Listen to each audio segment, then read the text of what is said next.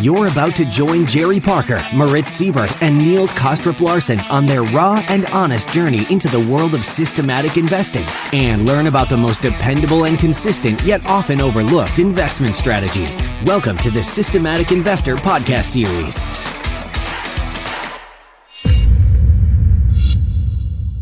Welcome back to this week's edition of the Systematic Investor Series with Moritz Siebert and I, Niels Kostrup-Larsen, where we each week take the pulse of the global market through the lens of a rule-based investor.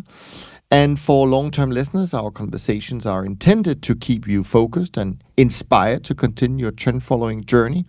And if you are new to the show, our hope is that today's episode will trigger your curiosity to check out the back catalog and all of the past episodes that you may have missed. Moritz, good afternoon. How are you doing? Good afternoon, Niels. I'm doing really well. How are you? Great to hear. Yes. Obviously, staying at home in quarantine, so to speak, not because we have any illnesses, but because we have to here in Switzerland. So we are complying the best we can. And so it's a different work life at the moment, but I think everyone is coping well. Now, I'm sure our conversation today, certainly initially, will be influenced by the events caused by the spread of COVID-19, and where only within the last couple of days the US have now surpassed China and Italy in the terms of number of confirmed cases. The fact that the virus is now beginning to hit the US really hard, I think personally, is important for the overall state of the world markets, as they tend to take the lead from the US. And, in my little roundup, it kind of leads me to focus a little bit on the response we saw from the Fed this week. I think Monday morning, US time. A lot of us follow, of course, the daily massive swings we're now seeing in world equity markets. But, and I'm sure the Fed is doing too, but I think actually Jerome Powell and his friends are paying even more attention to the credit market. So on Monday, the Fed essentially launched QE Infinity and announced that they would be buying a total of $125 billion worth of treasuries and MBS every single day. And compared that to, I think, when we were at the highest, more or less, in the old crisis of QE, they were only, quote unquote, buying about 80 billion or so per month. So this week, actually, we saw what they now call the reserve bank credit, which is the sum of all the Fed's interest-bearing assets, that went straight up to 4.97 trillion. That's up by $500 billion in a week. So if they keep at this pace, the about $47 trillion there, I think there is in terms of outstanding treasuries, or maybe even including some of the other bonds in the US. It won't take them long to buy all of that stuff. And, essentially we could see the Fed end up in a situation like the BOJ, where they simply buy most of the bonds, and then they buy the ETFs, and then they buy the stocks outright. Who knows? But anyways, these numbers are impossible to fully comprehend. And I think the consequences, and perhaps more importantly, the unintended consequences of this policy is even harder to imagine what that can lead to. And of course, if that wasn't enough, we also have the government bailouts around the globe that get bigger by the day.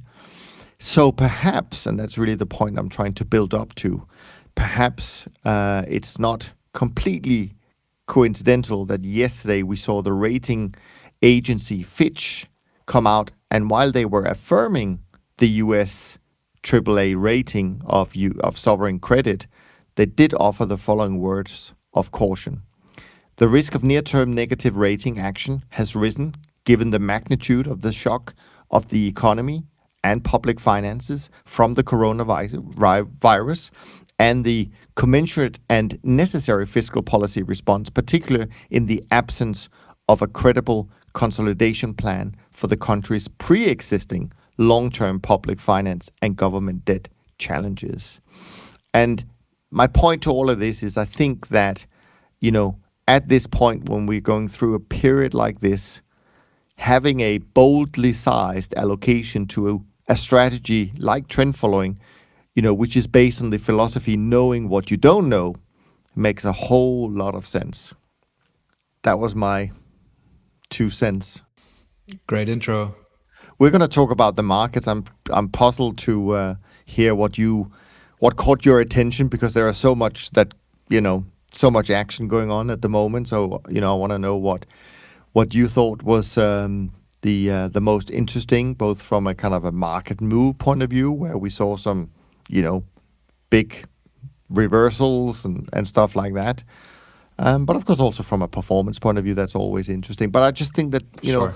maybe we have to sometimes broaden our frame a little bit to think about where this is all heading, and what that may mean for markets, and therefore for the strategy that we are so passionate about and have been preaching about Sure. for decades, right? Yeah, I'm very, very happy to be. I always am happy to be a trend following trader, but I'm very happy to have that portfolio at that point in time. So this past week, we've seen a absolutely massively quick relief rally in equities. I think the American equity markets have increased 14, 15% or something like that. The DAX is up more than 10%. I guess all of the equity index markets are. Well, I think you can almost double that, Moritz, actually. I Or think they double were it. up like more than 20% from the More, lows. Yeah. okay, so Yeah. more than 20. Yeah. Some people call that at the start of a new bull market. That's right. And so, okay, so let's step back a little. We don't know. Maybe this becomes a new bull market and something crazy happens and we're making new all-time highs in equities. But at the same point, remember that those relief rallies, they are kind of like the norm after massive speedy crashes as we have seen in the past couple of weeks. It bounces back, and very often it then stabilizes there and reverses again to the downside and makes new lows. This is something that could happen. We don't know. We don't have the crystal ball. But with my trend following system, the way we're positioned, still short the equity indices, long some of the bonds, long the dollar, long gold, short crude, short all of the energies, really. So that is a portfolio that I like. And we may have a very good April and a very good May and June ahead of us. Who knows? But to follow that system right now makes a lot of sense to me, even though this past week has been a losing week for me. I think I lost close to 4%. Well, why? Because all those positions have reversed, like you were alluding to, right? I mean, we were short the equities. They all moved up, so that was a problem. It caused losses. Being long the dollar didn't really work. So anyway, still up a bit more than 1% year to date.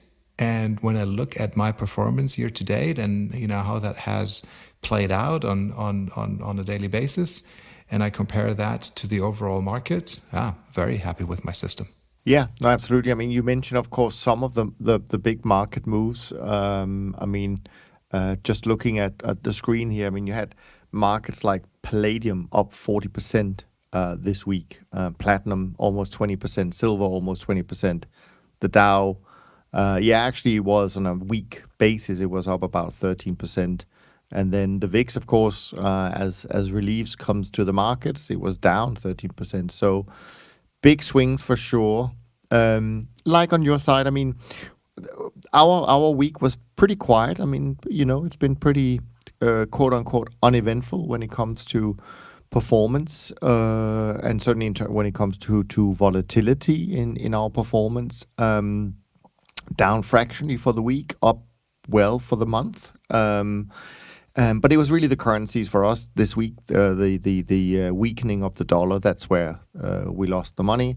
But we made money in fixed income, like you said. Probably we were flat overall in equities because we have very small positions due to the high volatility. And keep doing okay in the volatility space, which we trade a little bit. That's been a really great area for the portfolio this month, which is, of course, why we decided to include it a number of years back, because when things like this happen, then that's a great market or area to be in. So overall, very controlled volatility, and I think that that's the other part of something that I do think is important, because often when people look at trend followers and to compare and who should I pick and all of that, I think a lot of the discussion goes towards the models, the signals. So how do you get in? How do you get out? And we spend a lot of time on that. But I think sometimes the unsung hero of all of this is really the risk management. How do you cope through these periods? So I think that's important as well. And this is certainly, we'll see what the numbers show later this week and next week when we're on, Moritz. There will be some interesting things to talk about, I'm sure. And I think a large part of that, there's a couple of things that will determine performance in a month like that. One will be the markets you trade. One will be the speed you trade with. But another thing will be definitely the risk management framework that you apply. And I also think that you probably picked up some interesting information that we can talk about before we jump into tweets and questions and all of that. Because I think there's a lot of, what's interesting to me is that we build these models. We tell people that we build these systems, and we do it by looking at historical data. We then test it. And once we feel we have something that's robust and comfortable with, that's what we trade. And you've done it for many, many years. We've done it for 45 years. But none of us have anything like this in our data set, right? So it's important to understand that when you build models like this, it's not like every single possible outcome is in the data, so you know roughly how things are going to react. There's always something new, as Jerry often say, it's always different. And that is true. This is definitely different from what we've seen before.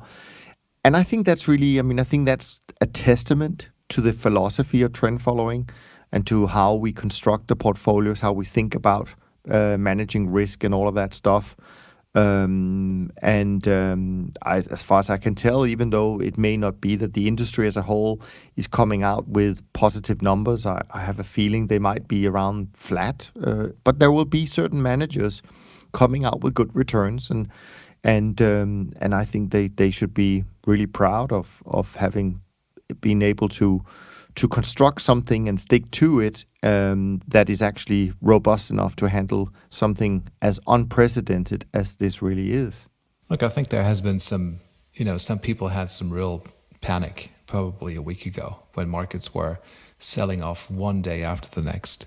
If you have a flat month in March or slightly up, then I think that's good. That's definitely good enough for me.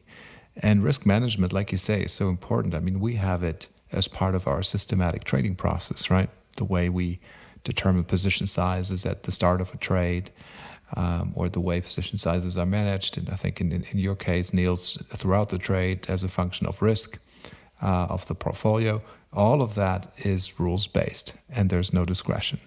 Every once in a while, and I've said it probably 6 or 7 weeks ago, when I said, okay, so there's a little bit of an intervention going on when I reduced the long bond positions that I had. Remember that? It's probably 5 weeks ago or something like that. Sure, and I took some of those long bond positions down a bit because they were moving so quickly to the top side. Now it turns out that was a good thing to do, because I kind of picked the top on that with the benefit of hindsight. But oftentimes this is also, I don't know whether that would have been the right thing to do. I just did that from a risk point of view. Didn't want to have that much open risk in those markets. But other than that, it is completely mechanical. And I think this is important, especially when those markets are so volatile, because volatile markets means that if you have to do things manually, you're probably going to be stressed out. It's going to impact you. You're going to be attached to your P&L, looking at the screens, all of that. And you may not be able to really make the right decisions. With right, I mean the rational, correct decisions at that point in time. And it's so much better to have a game plan, which is a system. You have to be able to stick to that system. That is easier said than done. But just, succumb to the system, put those trades on. If you get risk management signals, well, put them on and move on to the next day. But this has been extremely robust. I think it's a very defensive way with our trend following strategies. And the result is that we are maneuvering those markets tremendously better than, the long only crowd, be it bonds or equities or some of those risk parity people or the risk premia and factor guys. I mean, some of those, from what I've seen, they got absolutely smoked. I think they're out of business. I've seen track records the last couple of weeks where, you have all those funds being short vol, short skew, short gamma, long dividends, all that taily type of stuff where they're warehousing risk, which has worked so well, mean reversion, all of that has worked so well for many, many years, given the market environment that we had with, interest rates decreasing all the time, equity markets being very volatile, moving smoothly to the upside with very, very high Sharpe ratios. So all those strategies have worked. And some of those funds were trading at 5, 6, 7% realized volatility, and this is what they have told their clients, and clients loved it. Here's a product that has 5, 6, 7% vol, so that's really easy to cope with, right? And it makes a Sharpe ratio of greater than 1, and there's this clever manager, trading in the derivative markets and selling cross asset volatility and all that, and this is working so well. So here's the drawdown on a product with 5, 6, 7 vol. Those guys are down 40%, 40. This is the Titanic moment, right? You're not with those type of, if you're trading a 20 vol trend following system, yeah, you'll be down 40%. That can happen in a month, no problem, right? It's part of the sample. But if you run a 5% vol portfolio, you're not supposed to be down 40. That's game over. And I would add a couple of things to that, Moritz. You mentioned risk parity. Well, risk parity wasn't really made famous until around 2003 by Bridgewater. And of course, they've been through one crisis, and they're, obviously a bunch of clever people. But I think you've got some updates in terms of how they've been coping through this crisis, right? But my real point is, a lot of these strategies that you mentioned, they've all come out to the market, and people have bought them in spades in the last 10, 12 years, where everything has just been fine. And so they have not had any of these real live tests, which is why we often say that, you can't backtest experience. I mean, you can't, you don't know what to do necessarily when you go through these crises, but people have been doing it for a long time. And certainly on the trend following side, you'll find a number of firms that have been around for 30, 40 years, and that experience is really valuable. The other thing, and I do want to go into some of the things you picked up on this week, but before, I forgot actually to say that the interesting part about our performance this week is, I think, that the best performing market was lean hogs, right? And it just shows you the breadth of a diversified portfolio. All the action, despite the fact that we watch the equities and the bonds and gold and all of that stuff, trading up and down in massive moves. But having many more strings to play on is super important during these times. And also, I think we talked about a few weeks back why, when you go through a crisis, if you were trading just a small set of markets like fixed income, like equities, maybe even the currencies, could even be gold actually, but where you think you're diversified, but you don't have all the other commodities with you. Actually, what happens, certainly in a portfolio approach that we would have, is that all these markets get so correlated, or the correlations, normal relationships breaks down, that we would have to shrink the risk dramatically. And therefore, we couldn't actually make a lot of money necessarily from it. But when you have a fully broad portfolio, and this is a research paper that I came across only a couple of months ago, the fully diversified portfolios tend to do better because of the low or non-correlated markets you have in the portfolio. It allows you to actually have a little bit more exposure in the portfolio overall, so that you can produce returns. If you're on the right side of the trends. But this is really I think this is a period that we're going to be talking about for a long time, and I think lessons are being learned every single day. And let's not forget, A lot of the people sitting making these decisions, whether it's on the allocator side, whether it's the dealers in the trading rooms, or at home now with the coronavirus, a lot of them have never experienced even the last crisis we had. And so, as you said, how are you personally going to react to this? What's the emotional impact of going through something like this? I don't think it's to be underestimated. That's for sure. And I can't imagine having to, be an investor without any kind of rule set to stick to. That's gonna be tough. Yeah. Interestingly, best position for me this week, like you, short hogs. Same thing. So that's been a good Yeah. market to have in the Great minds portfolio. think alike, as they say. Exactly Or right. great systems, I should say. Great Maybe that's the systems. Yeah, I mean, look, the trend following guys probably they're all short lean hogs, and sure. we're short the energies, so that's all fine. But I mean, to your point, we've seen quite some interesting news about other funds as well. Some brand name funds, Two Sigma, Renaissance, D. Shaw, Bridgewater, kind of like the stalwarts of the industry, and they're not immune to all of this. They have had, some of their worst losses or worst weeks. Apparently, I don't know the exact numbers, so I'm only picking this up and repeating it from what I picked up in, say, the Financial Times or the Journal. But they have suffered, and probably more than the average trend following trader, pure trend following trader. So this I found interesting because we don't know that. We don't normally hear numbers of that magnitude from them. Normally, those type of firms, they're kind of like up almost all of the time. But so this was a surprise. And the other thing I want to mention with markets is when I looked at some of those markets, I could see that really there's some, when I say I could see, my hunch is that there's some massive unwinding going on in some of those markets. Liquidity disappearing. Many of those markets that I look at, and this is not kind of like the first row type of markets, but maybe kind of like second row type of markets, such as, orange juice and contracts like this, which the very large CTAs wouldn't even trade because they would be too large for those markets. But liquidity just going away. Liquidity even in the order book of the S&P 500 has been really, really bad. Not this week, but especially the week before that. All right.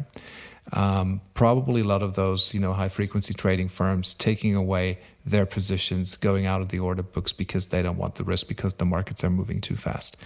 And I could see some unwinding going on in all those markets, which I think have been traded by those QIS type of strategies. This is what you mentioned, Niels. You cannot backtest the experience. Like there's all those smart beta, factor-driven risk premia type of strategies that came up in the past 10, 11, 12 years. Those strategies have never really, they've been backtested throughout crises in the past, but maybe curve fits so that they look good for that. They've never had a real life crisis, right? This is now the first time this has happened. And kind of like, it doesn't really matter where I look. They all don't look good. Everything has been kind of like short vol or implicitly short vol. If not explicitly, then implicitly short vol because of the way they rebalance, their leverage, their vol control, their risk parity, this, that, and the other thing. And they all do not work. Everything that has had an exposure to kind of like warehousing risk, be that by being long dividends or being short vol, has impacted markets massively. And you could really see this. I, took the liberty of looking into some of those periods, let's say the 30 minutes prior to market going into settlement. You could just see it going one way all the time, just unwinding of risk and no other side to be found there. Just a one-way street. It's only the bid. And I found that very interesting. So those markets are still very volatile. The micro market structure is not what it used to be. And it also tells me that this is a time when you as a trader, you want to be careful. You do not want to be caught with too large a position in those markets. Yeah, no, absolutely. I mean, I think there's so many interesting things going on right now, and of course, one of the strategies that have become so popular among investors is, of course, the risk parity trade, which for many years just looked like it was like printing money. It'd just be long stocks and long bonds with leverage, and maybe even long some gold and some other stuff. And as you rightly say, a lot of that is now being unwound at high speed. But in general, what happens with a strategy like this that relies on essentially negative correlation between equities and bonds? Now which has been the case for the last 10, 20 years, maybe, that for the most part the correlation has been negative on a daily basis. And we've mentioned this before on the podcast, and that is, if people go back and they study history, they will realize that actually the negative correlation only happens 30% of the time in the long run. So what if we're now going back to a period of time where equities will be under pressure and fixed income will be under pressure because, one, we're at zero. Essentially, the US had negative interest rates on 3 and 6 months during this week. So even though they talk about, we're never going to have negative interest rates in the US, well, effectively you have that already. And you've got very low yields on the 10 and the 30 years. So, how much more can you squeeze out of that? I mean, I worry about some of these things where strategies that have so much assets following them will have to continue to reduce and put even more pressure on those two asset classes together, which of course is probably the worst scenario for pension funds and other investors like that who have both asset classes to a very large degree. So interesting stuff. And I agree. I mean, I heard the numbers you heard as well. I mean, big down numbers from some of these biggest quant firms in the world, which is very interesting, right? That things that you thought was invincible is, and I think you have a great quote actually from Jerry that you wanted to share that kind of goes to that a little bit about these very complex type strategies. Can you remind me of that? Yeah, sure. I'm happy to read that out. This is something that Jerry posted this week on Twitter. I'm not sure who's the owner of the quote, but I liked it nevertheless. It goes like this. If March 2020 has taught me anything, it is that simple is the most robust and actually the most complex. Simplicity means you understand the complexity of all these AI and ML philosophies and are willing to discard them and go against the crowd. So apparently he picked it up somewhere, posted it there. He finished it with thank you, C, period. So somebody with a C has probably posted that.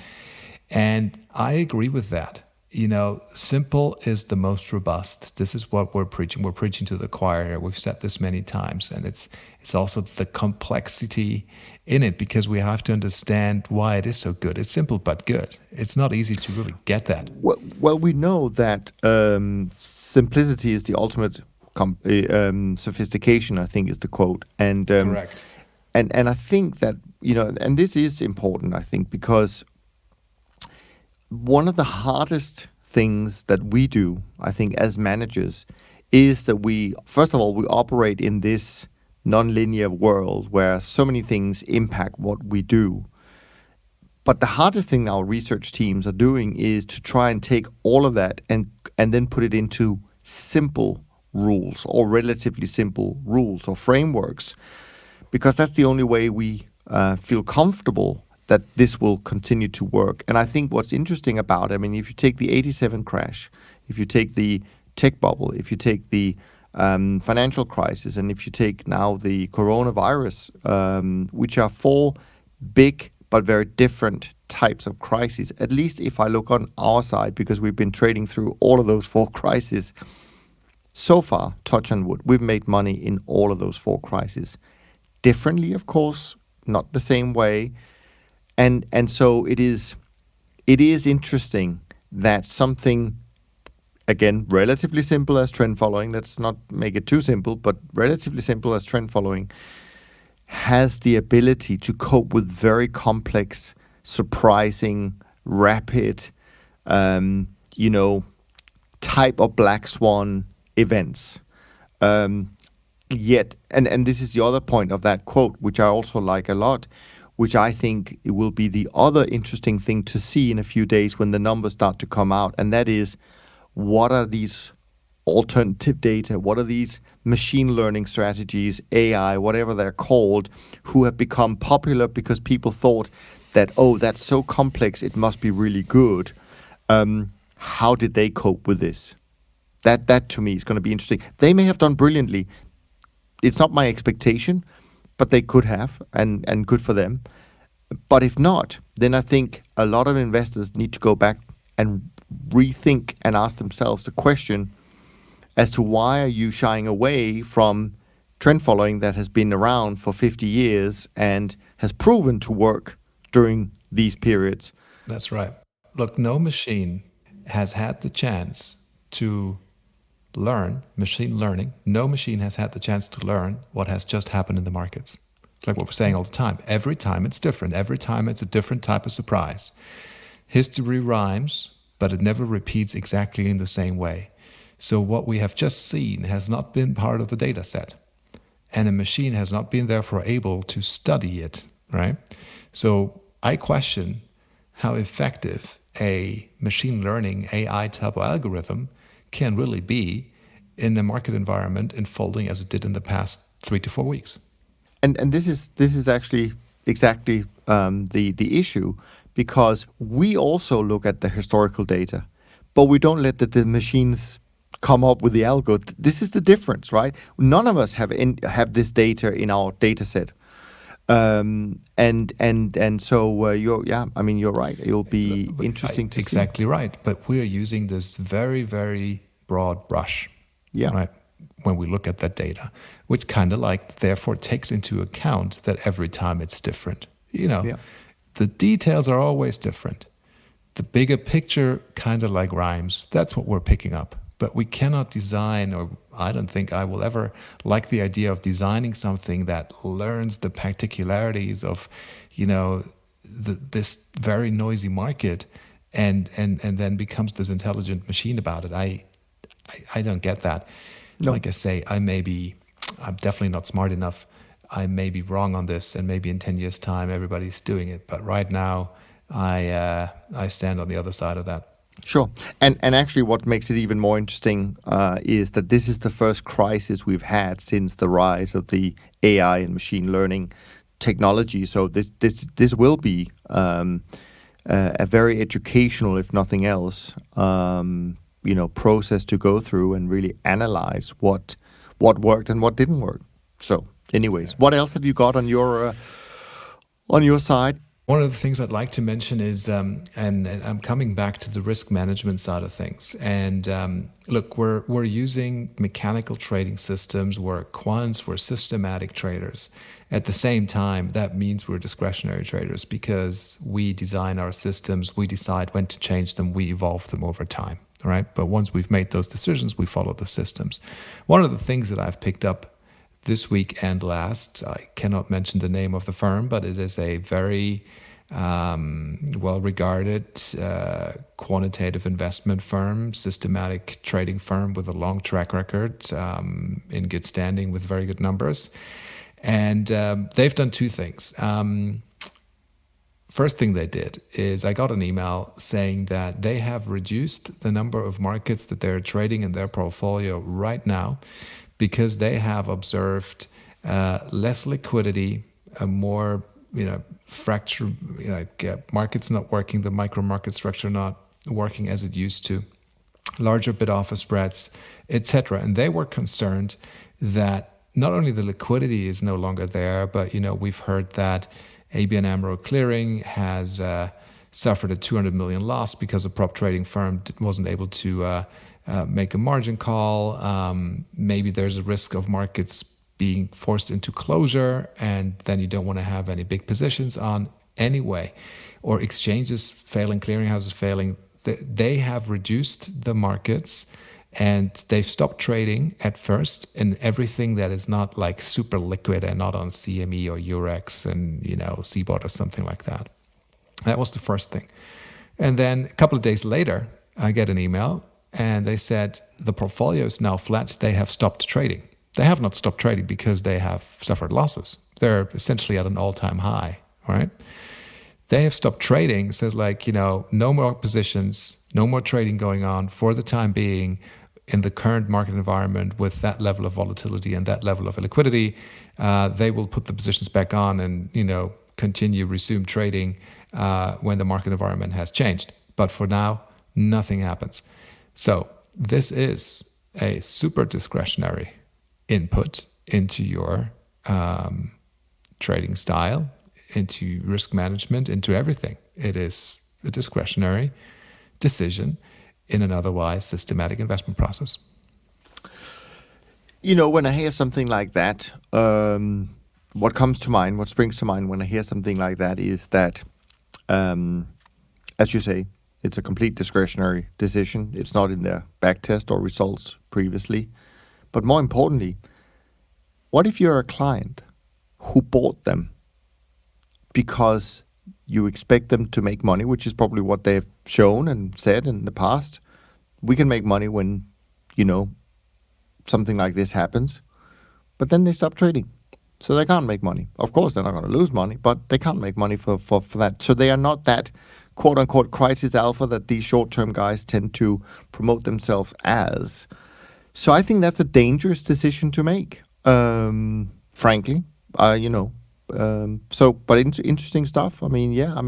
This is what happens. By the way, scientifically speaking, when you're under stress, your EQ apparently drops by 13%. So when we need, this is something I picked up from Daniel Crosby when I interviewed him for the podcast on behavioral finance. Apparently, studies show that we lose 13% of our IQ when we're under stress. So when we need it the most, we actually have less IQ. So that's interesting. But this is the point. These things, these periods causes stress on many levels. That's pretty radical in my opinion. And I'm sure there are many more firms like that making those kind of decisions.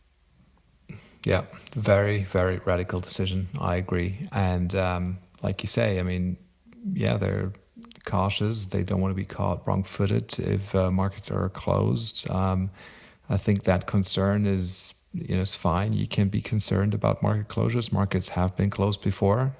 They've been closed after 9/11, not for long, but for a couple of days. They've been closed for long periods of time during the periods of wars, world wars, and the Great Depression, and those type of phases. But yeah, you're right, Niels. I think investors buy them because they expect them to perform well during periods like that, and I want them to be cautious and not, be caught wrong-footed in liquid markets. At the same time, I'd like them to continue trading. Yeah, but you bring that actually reminds me of another point that we often talk about, and that is some firms, and we don't need to mention any names here, but some firms have chosen a strategy as a business to become asset gatherers, right? And in a situation like this, where clearly liquidity is not necessarily as good as it normally is, being too big presents different problems, right? In this case, it presents a problem where the firm decides to stop trading because essentially they are too big now. That is clear. Their systems cannot cope with the level of liquidity we have right now. And so that's another thing, in my opinion, that's another way of saying, well, we're too big for the markets we trade. And that to me, and we know also that alternative data, right, where you go into less liquid markets because they might be trending better. Well, they might. But in a situation like this, where you need liquidity, you may not have it. So that's the danger. And this is what people have to, when they look at a manager, they have to take these things into consideration. It's not just about the numbers. It's also about how sustainable is the strategy going through really difficult times where, frankly, certainly we know that for our industry as a whole, I mean, people look to us for good and for bad to make money during crisis. I mean, that's where the crisis alpha term came from. I'm not a subscriber to that, but because I think a crisis, is now being, anything is a crisis, right? But this really is a crisis. We can't deny that.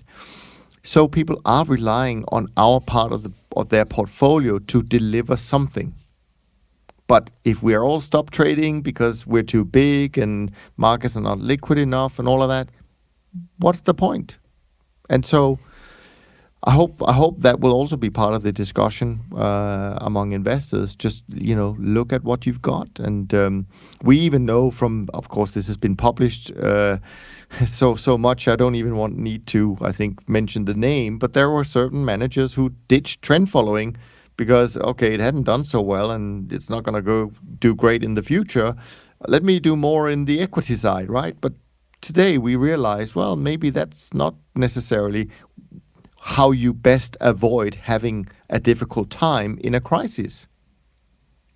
You need to be where there's liquidity. You need to be where you're not trying to trade 7,000 stocks up or down, because you may not actually be able to do that through the difficult time. Even though this crisis is different from the 87 crisis. It didn't happen in one day, no, sure, but it's certainly been a volatile experience. Yeah, you're absolutely right.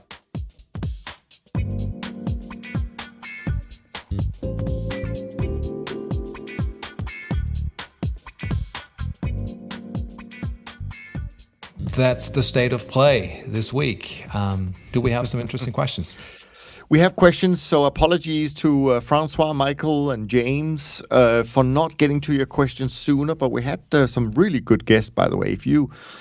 If I can suggest anyone who missed the last 2 weeks, one with Robert Carver, the other one with Eric Crittenden last week. I mean, I thought personally these were really great conversations. They're so smart and they're so interesting to listen to. So if you missed it, go back and listen to those 2 episodes. So that is why we haven't taken any questions in the recent weeks. So we're going to try and make good on that now. So let me try and pull up the first question from Francois. And I can't, let me see here. Hope all is well. I am taking some time off to write this email, as staring at these wild moves on my screen can be draining and not necessarily productive. Was wondering if you guys could share how you handled the oil move last Monday. That would be great. So to frame this would be a question from the week before we had the big drop in oil of 30% going into Monday morning. So over the weekend with the Saudis and the Russians having a bit of a price war. I think that's the question Francois is asking here. Oh, we handled it very well because we've been on the right side of that trade. I mean, it doesn't happen so often that we're, getting gaps of this magnitude. And, we had a short position on, I think, from the 55 level or something like that. And so, yeah, I mean, I was, when I saw that, it was, people were starting to talk about it on the Sunday night. I picked it up on Twitter, and they were, estimating that the market would be opening at around the 30 level or something like that. And I was like, wow, probably that's not going to be true. It's probably more like, 37 or something like that. It's going to be a little bit down, right? But boom, there you go. It was down, even below 30 or something like that. Then it came back up. So look, great trade. All the energy markets, all the other energy markets followed suit. We were short, so made a lot of money on that day. Yeah, so like you, we were also on the right side of the trade. Not massively, right? But energies had been going down for a little bit. So longs had been exited and small shorts had been entered. And so, you could say in this situation, yeah, we were on the right side. It doesn't always happen like that. I remember back in May of last year, let's not forget that most people, including us, we were on the wrong side of, I think it was the Hawks, actually, that went up by 75% in a month. And so sometimes you are, quote unquote, lucky to be on the right side of the move, especially if it's these kind of gap moves that they're really hard to deal with. I mean, there's going to be a big degree of luck, in it. So let's not kid ourselves. But we were on the right side of that, and because we have a different framework of managing risk to Moritz, for example, when we see a big move like that down, that actually forces us to buy a little bit of our short position back to make sure that our risk is within our overall risk budget. So it's not like we just stick with the positions that we have all the time, and so we manage the exposure dynamically during those trades. But yeah, a good question, Francois, and I think most trend followers, would have made money from energies and that move down. That's for sure. But it doesn't always happen like that. Mike has a question. He says, first of all, thanks so much for producing this podcast. It has been very helpful to me. I have a two-part question. First, for futures that have some degree of capacity constraint, how do you take that into account when it comes to position sizing? And secondly, still related to capacity constrained futures, a product has exhibited strong long-term trends. You would assume that the majority of the CTA trend following industry has a similar position on. Would that impact your position sizing? I'm thinking of this specifically within the context of palladium. So this might be for you, Moritz, which of course has been a trend follower's delight over the past couple of years. Thanks for taking my question. Of course, Mike. So, palladium, from a practitioner's point of view, Moritz, what say you? I like the contract. It's a big contract. I no longer have a long position. I used to have a long position up until, 2 or 3 weeks ago. And then it had a massive move down really fast. Can you frame the numbers? Because you might remember, but how high it went and how low it went. Can you frame that just for people who may not follow palladium? It makes it a little bit more interesting, I think, if they get a feel for. Otherwise, I can pick it up on my screen if you don't have it available. Yeah, no, I have it. So palladium moved all the way to 2,700, and this was around the end of February. So just before we started to have the massive sell-offs in the equity markets. And then from that level, it moved all the way down to 1,400. So it lost close to 50% in a matter of 2 to 3 weeks, right? So this is what we've seen in the past 3 to 4 weeks. Everything has been selling off, regardless of kind of like what it was, whether that's, gold or equities or bonds or just everything, and energies. So obviously I got stopped out of that long position, and so now it has returned back. It's now at 2,200. It's the ultimate whipsaw, of course, right? But that is what it is. What can you do?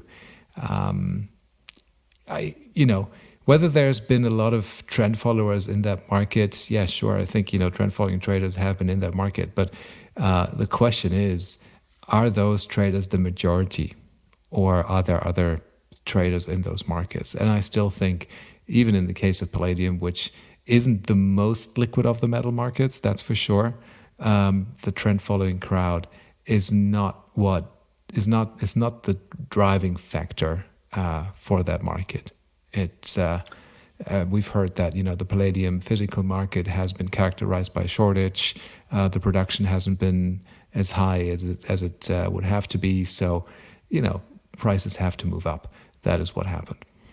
There's a couple of things that springs to my mind when I see that. First of all, I would just say that, if you were a trend follower trading palladium, you would have been long for months, right? I mean, we don't create the trends. We just participate in those trends. So while I'm talking, Moritz, you can just for fun look up when you actually got long palladium originally. I would have thought back in October or something like that. I don't know. We'll see. But what I do want to say about this, because obviously, as you say, it trades down by more than 50% in a short period of time, and then it trades up by more than 50% in an even shorter period of time. So, I mean, what I will say about these things is that this is why I actually think that exits are really, really important when you design your systems, and where it can really set you apart, because one of the consequences, in my view, of suddenly everyone offering these smart beta or factor products where they say, "Oh yeah, trend following, we can do that. That's so easy that you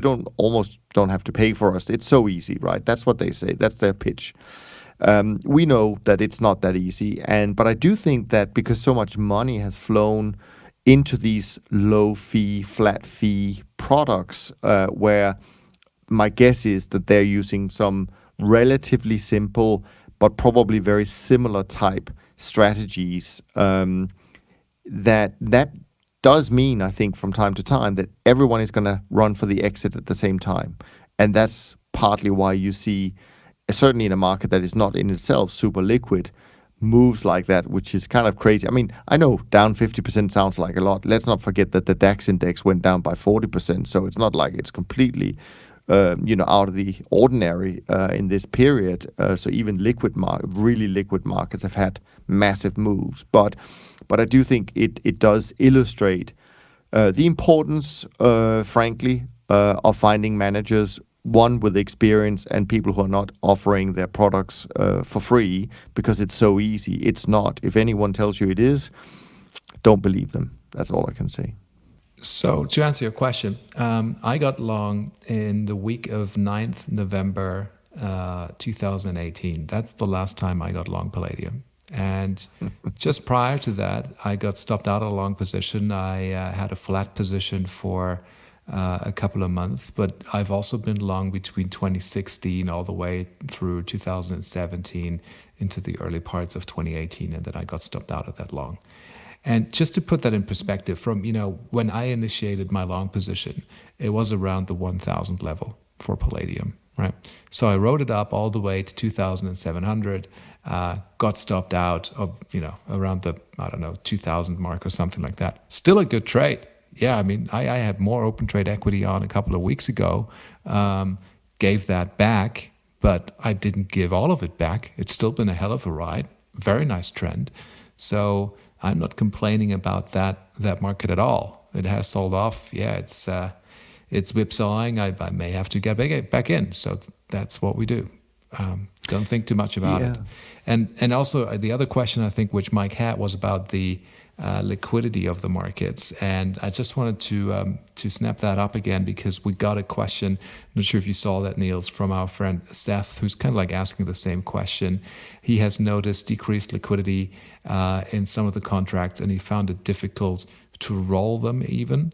He's mentioning the CME butter contract, which obviously is a smaller contract, and apparently that has been very liquid. I personally don't trade it, so I don't know about that particular market. But his question is, when do you decide to stop trading if a market has become too illiquid? And it's kind of like the same question, or it relates to the question that Mike has, which is, how do we look at the liquidity? And when you have to backtest your system, and with your account trading level or the notional trading level that you think you want to be trading, and then see what contract sizes you come up with in that backtest, and have then built a relation, this is how I do it, to the open interest of that market, and see how many contracts are you as a trader in a market vis-a-vis the overall market. And you need to find your level. But let me say this, I mean, I don't want to be larger than, and I definitely am not larger than 1% of any market. Try to be smaller than that, right? And if you're not a super large trader, you'll find it very difficult to be more than 1% of the open interest on the markets that trade.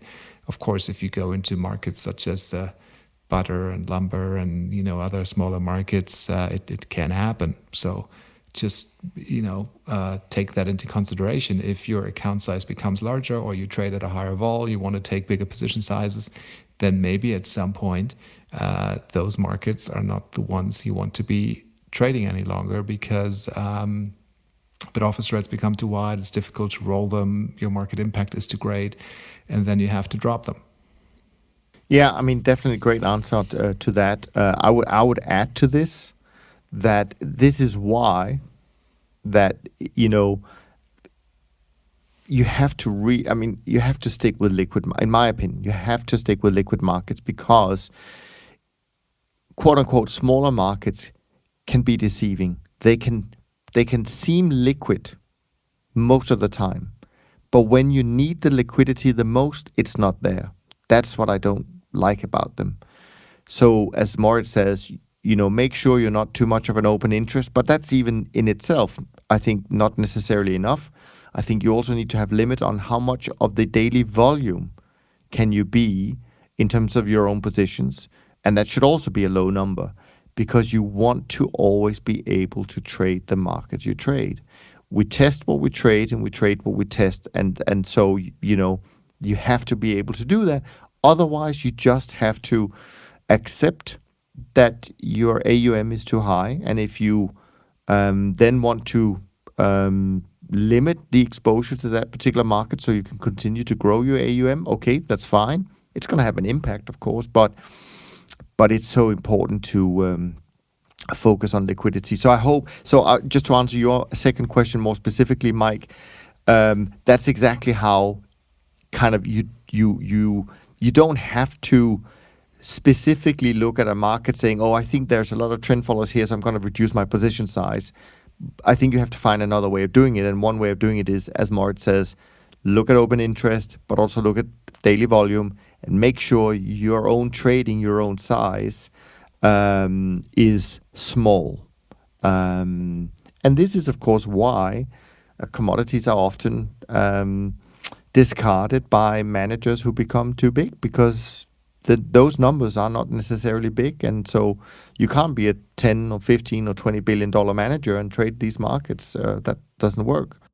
Very good point, Niels, on the daily volume. I didn't bring this up, and I think it is, like you say, focus on the liquid markets, because during corrections or crises, as we have them right now, that liquidity tends to disappear, and the volume is now much smaller. And I'm just looking up the markets in question here. So butter used to be like in January, before we had the correction, it traded about 60 contracts a day. So that's not really that much, right? But if you want to trade one contract, okay, fine.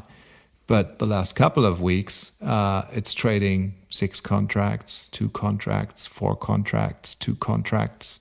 If you have one contract, you're half of the market, right? And the same is true, for instance, for contract that is milk. Used to trade between 100 and 300 lots a day in January. It's now 3, 1, 2 lots. And this week, Monday, Tuesday, and Thursday, 0 volume, 0. So that's the problem. You may then be caught in those markets. And if you need to get out, or if you want to get in, or you need to roll a position, then that is not a good situation. You may be able to get it done and find the other side, but at what cost? When I hear numbers like that, Moritz, all I can say is, and I know some of the people we know well from our live event are listening to what we're saying, and all I can say is, yes, I'm aware that some of you guys trade these markets, but all I can say, when you hear something like this and you see something like that, get out, don't trade them again, because, again, it is deceiving when you see the data and you say, oh yeah, that's a great market to trade. It trends a lot. I can make a lot of money. I've done my back test. Yeah. The problem is you can't trade it when you need it.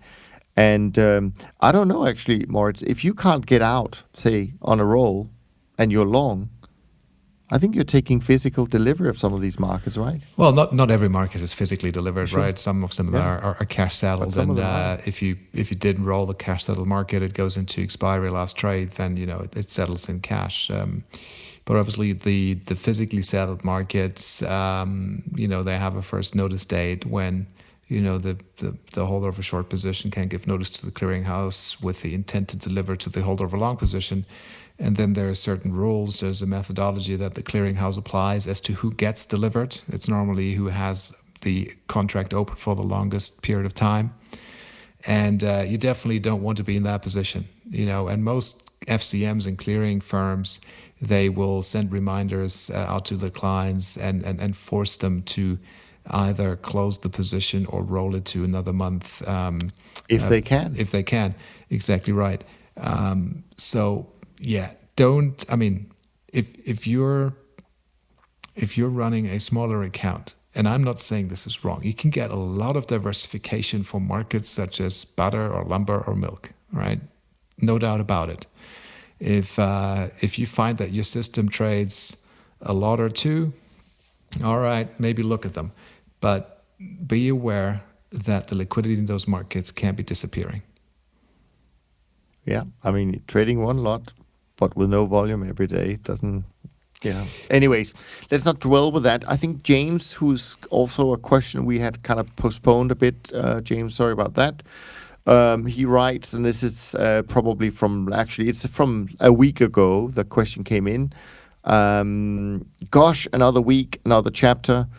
I was hearing this week that the futures front order book had dropped in terms of liquidity depth from approximately 1 billion to 9 million. I was wondering if you guys could discuss the practical implementations dealing with gap down risk, etc., etc. I think, James, to a large degree, that's exactly what we have just done, in the last couple of questions. So, but I wanted to acknowledge you for sending in the question. By the way, anyone can send a question to us to info@toptradersunplugged.com, and we do our best to answer them. But I think we kind of talked about the challenges and the fact that when these things happen, the quote unquote expected liquidity won't be there, and you need to factor that in. You definitely, I mean, having done this for 45 years as a firm, I mean, this is not the first time we've seen this, and that is why we build the systems the way we do it, so that we don't end up in a situation where we can't, essentially prudently manage our positions, and therefore we would never trade some things like butter or milk or anything like that. But good question. Thanks very much for that. Then we have Dave. Dave is sending a question for the panel. How do you all approach the topic of adding open trade equity to the notional account value for calculating new positions? An example would be if the notional value of the account start at 100K on January 1, and a few months down the road, there are 50K in profits in the account. When do you add this OTE, open trade equity, to the account value? So let me start with you, Moritz. How do you do it? That is a very good question. Different ways of doing it. You can, drive a more conservative approach and disregard the open trade equity and size new positions based on your closed trade equity. That's one way of doing it.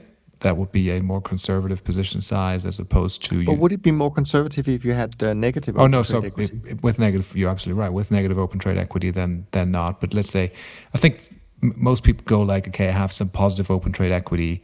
Do I want to risk that with new positions, right?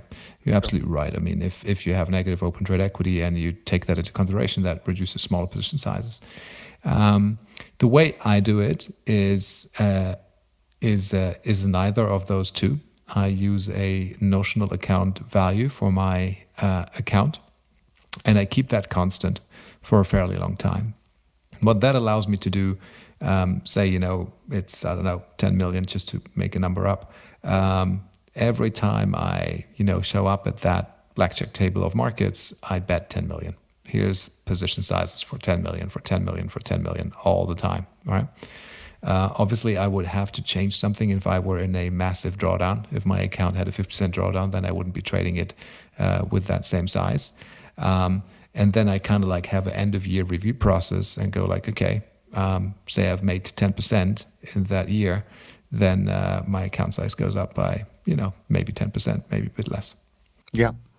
On our side, we do it completely differently. We recognize everything every single day. We adjust accordingly. So what we trade is exactly what our clients' assets are worth every single day. So different approach, but as Moritz says, there are different ways to skin a cat, so to speak. So yeah, and I know, for example, that Jerry has often talked about that he does it in a completely different way to both Moritz and what we do. So yeah, I guess you have to pick what you feel most. That you feel best about, so to speak. But I think when you run client money, though, I will say that since you also have to recognize additions, withdrawals, etc., I don't know. I think personally, you could either do it, every month, keep it stable for a month, because intra-month usually nothing happens in terms of flows. But I would recognize it at the end of a month at the as a minimum. But as I said, on our side, we actually do it every single day. The last question today, I wanted to bring up, because I actually think this is really important, but maybe not for the reasons why you might expect. But let me go with this, and then I'm happy to go first on this one, Moritz. Then you can think about your response. So this question is from Dante. He writes, "Hey, I've been really loving the podcast, especially the short bite-sized episodes. Yeah, so maybe you've noticed in March we tried a little experiment by giving you some small pieces of previous episodes on a daily basis, at least during the week. So if you like those, let us know. Maybe we continue doing that. So I hope you've been more, enjoying that as well. Anyway, I decided to dedicate 50% of my portfolio to trend following, about $3,000. If I identify a potential trade, how much do I allocate to the trade? Let's say I only find 1-2 trades that pass my system.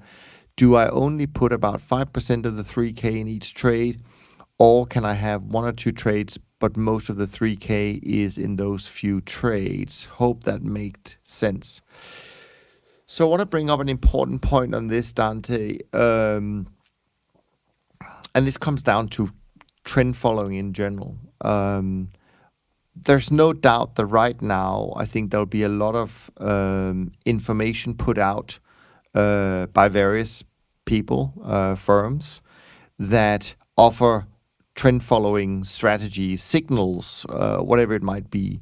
And where they will say, "Oh, look at this trade, how it made you tons of money because you got short in the S&P and all of that stuff," whatever it might be. And so the concept of kind of picking and choosing signals and making trend following based on that is probably something some people will unfortunately end up doing. But it's not the way I think, and I'm sure it's the same with Moritz, it's not the way we think about trend following. We really, part of the secret of trend following, why it works over time, is the fact that you have lots of position on at any one time. Because you never know where the trends are going to be. And so I understand the capacity constraint you have with your account size, so I'm recognizing that. But I'm worried. I'm worried the way you phrase the question, that you will kind of pick 1 or 2 trades and think that you're doing trend following. I don't think you are. I think you're opportunistically picking trades based on certain rules. But to me, it's not really how trend following as a philosophy is done. I hope that makes some sense, and that you can distinguish the difference. Now, if you're saying to me, okay, I've got $3,000 and I want to allocate, 5% risk to a single trade. Okay, still a high number. 5% to one trade is still a big allocation of risk. We wouldn't go nearly that high. I mean, if we risk 50 basis points, even though we don't do it exactly that way, but let's just say 50 basis points or 25 basis points. I mean, that's kind of how I think most bigger managers think about risk per opportunity or per market. So 5% would be a healthy, and you don't have to have many, losing trades in a row and your account is wiped out. And that's what I'm worried about when I hear your question. And certainly only picking 1 or 2 trades is, I think, frankly, and I want to say it in the nicest possible way, because I think you're well-meaning in what you're trying to do. But I think this is more gambling.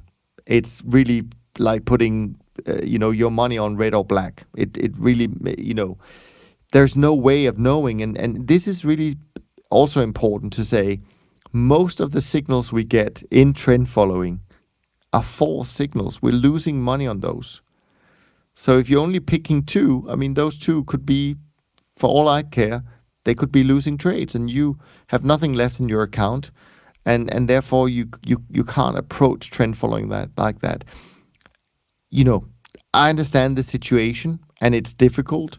But I just wanted to make sure that I made it clear that what you're suggesting, although I'm sure it's well-meaning, and you're trying to do what we have talked about on the podcast, it's not, in my opinion, the right way to do. Then I would rather take your $3,000 and buy a mutual fund, a trend-following mutual fund, and hopefully earn 5-10% return on a yearly basis, even though the expenses will be a little bit higher, et cetera, because it's a retail product. But the other thing can't be really compared to trend following. It would be picking random trades based on certain rules, of course, but still the odds of making money is like flipping a coin.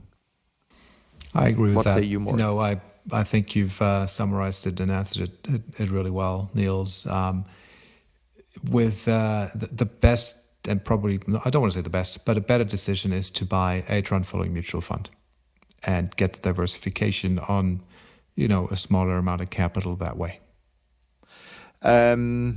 Those were the questions, Moritz. Are there any other kind of topics that you, obviously we got the performance we can quickly go through as well, but is there any other topics that we haven't brought up that we were thinking we would talk about today?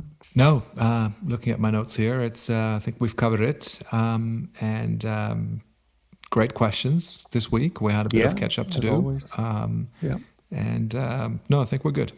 Okay, so from a performance point of view, obviously, again, these are the indices, so there will be a very big dispersion, I think, between single managers. But from an industry point of view, the BTOP 50 index, which is the 20 largest CTAs open to new investors, is down about 1.93% as of Thursday night, down about 3% for the year. I do think yesterday, Friday, generally was a positive day for CTAs, though, so I will add that. The SocGen CTA index, again a broad index, is down about 0.5% in March, down 1.16% for the year.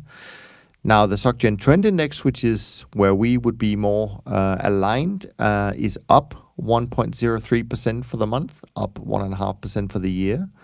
The SocGen Trend Short-Term Traders Index is up 0.93% for the month and up almost 4% for the year. So they're having a good year, and with lots of volatility, that's kind of what you would expect. And then the Bridge Alternative Index, which is a few managers that has flat fees, it's up about 3.5% this month, up 2.8% for the year. Now, if you want some safe reading in a scary time, let me mention that I recently released a new version of the Ultimate Guide to the Best Investment Books of All Time. So you can grab that on the website, the toptradersunplugged.com website, and you can get started on that. I will say, though, that at the moment, the website is a bit slow. I'm aware of it. I don't know if it has something to do with reduced internet in Switzerland or around the world, or whether it's just more users since everyone is at home. Some watching Netflix. I hope my kids are doing it for online learning, frankly. But anyways, could be the reason. We are working on it, but just be a little bit patient. Even if it takes 30 seconds to load, then it should still load for you. And by the way, another thing that I don't talk about much on the podcast is that on that website you can find something called the Daily Trend Barometer and also the Daily Market Score. And they will actually show you not necessarily how Moritz or we think about the signal strength in a market. It's based on other methodologies, but it's certainly directionally in the right way, I would say, and I think probably quite useful as a resource at the moment. But before also I leave this time around, I just want to say that Morris and I, we don't take your attention for granted, and this journey that we're on is solely because of you gifting us your time and attention. So we have a lot of love and appreciation for everyone out there who took a chance on the show and who have become an important part of this audience. It means so much to us, And it's really your energy, your enthusiasm, and engagement with what we do that keeps us going. As I'm sure a lot of you have noticed, Jerry hasn't been on for a few weeks. We hope he'll be back, in the not too distant future. But he's taking a little bit of a break from all this busy, podcasting and social. So that is the reason. We'll actually also, because we've got quite a few guests coming on in the next few weeks, so there's usually still going to be 3 of us talking with different perspectives. But sometimes from time to time it'll just be Moritz and me. I think on that note, Moritz, let's wrap up this conversation, which we hope you enjoyed. Make sure you keep your questions coming to us. You can email them to info@toptradersunplugged.com, and we'll do our best to answer them as soon as we can. And of course, you can also follow Moritz and me on Twitter, where we from time to time actually manage to post some brilliant information. Not always, but from time to time. From Moritz and me, thanks so much for listening, and we look forward to being back with you next week. Thanks for listening to the Systematic Investor podcast series. If you enjoy this series, go on over to iTunes and leave an honest rating and review. And be sure to listen to all the other episodes from Top Traders Unplugged. If you have questions about systematic investing, send us an email with the word question in the subject line to info@toptradersunplugged.com, and we'll try to get it on the show. And remember, all the discussion that we have about investment performance is about the past, and past performance does not guarantee or even infer anything about future performance. Also understand that there's a significant risk of financial loss with all investment strategies, and you need to request and understand the specific risks from the investment manager about their products before you make investment decisions. Thanks for spending some of your valuable time with us, and we'll see you on the next episode of The Systematic Investor.